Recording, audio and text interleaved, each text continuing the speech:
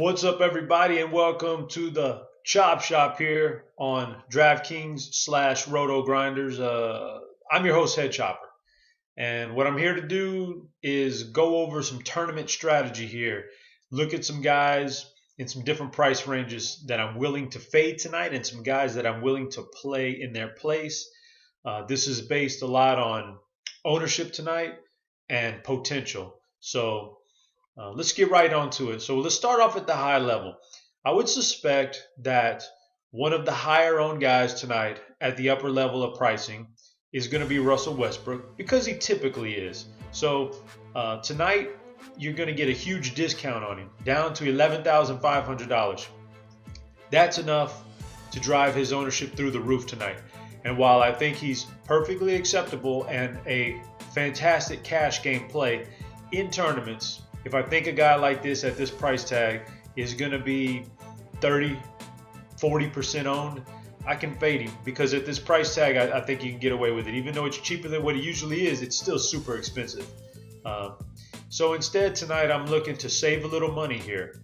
And I can get an elite guy at $9,000+. This is Jimmy Butler. I save over $2,500 here on this price tag, and I think Jimmy Butler has a chance to put up a big game. He's consistently been dropping 50+ point games in the recent weeks, and you get to fill a position here, either shooting guard or small forward, mostly shooting guard, that I think on a night-to-night basis is really difficult to find a ton of good value at. So you get to lock up an easy spot, a good spot to lock up. He's averaging 45 DraftKings points versus the Rockets over his last 3 games against them. So he has a good matchup here. There's a lot to like about Jimmy Butler.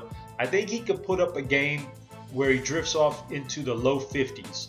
And if we look at Russell Westbrook and we get Russell Westbrook stalled out in the low 60s, which is a possibility, Russell Westbrook's not going to be that far ahead of Butler, and you saved all this money, which is going to bolster 1 or 2 positions on your team down the road. It's a good fade. So I like this maneuver right here. I'm a big fan of Jimmy Butler tonight. Let's move on to a middle tier here. Chalky guy tonight with all the projections I'm seeing is Andre Drummond of the Detroit Pistons. Been on fire the last 2 weeks. So I get it. Slight price increase. I don't think the price really matters here though.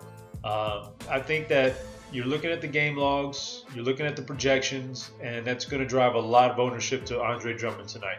So let's stay at the center position, right around this price range, and even a little bit cheaper. I'm looking at Al Horford as a possible substitute for Andre Drummond tonight. The upside isn't there like it is with Drummond, but the consistency is just as good, if not better, than Andre Drummond. So what you're going to get here is a guy who's a bit cheaper, going against the LA Lakers. The Lakers are allowing over 8% more scoring to the center position this year than the league average. So that's a big number. This is a very good matchup. This is a borderline elite matchup for a center. And Al Horford has been phenomenal when he's been healthy this year for the Boston Celtics. Super consistent. So I don't think you could go wrong with Al Horford. I think he's a lock to get up in the mid-30s and has the potential to climb up even more than that. And if you fade Andre Drummond at super high ownership, there's always the chance it's Andre Drummond.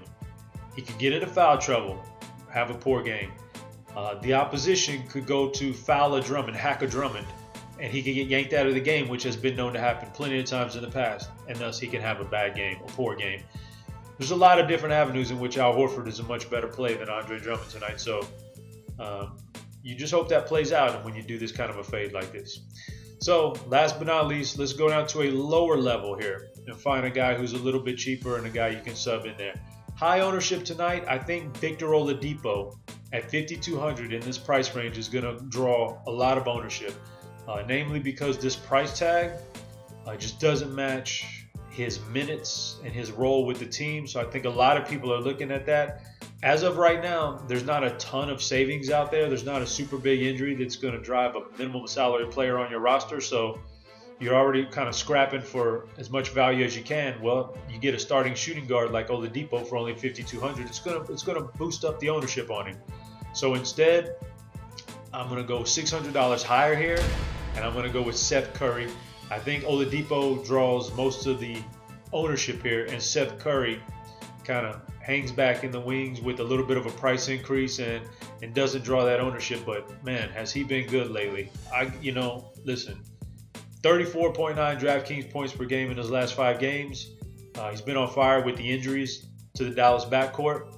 I'll be the first one to admit, super wrong on this guy. Thought he was an afterthought. Thought he was more like an Austin Rivers, just the nepotism in the NBA. But let's be honest, man, this guy's on fire. So and he's proved me wrong. He's really good. Not as good as his brother, but you can tell it's in the lineage there. So Seth Curry at shooting guard, I think, is a really good play tonight off of Oladipo. Probably coming in at much lower ownership. So we'll see how that plays out. With that being said, guys, that's Friday. That's the Chop Shop. Hope you have a successful night tonight and a good weekend this weekend. Enjoy the Super Bowl, and I'll be back next week for some more Chop Shop. Good luck.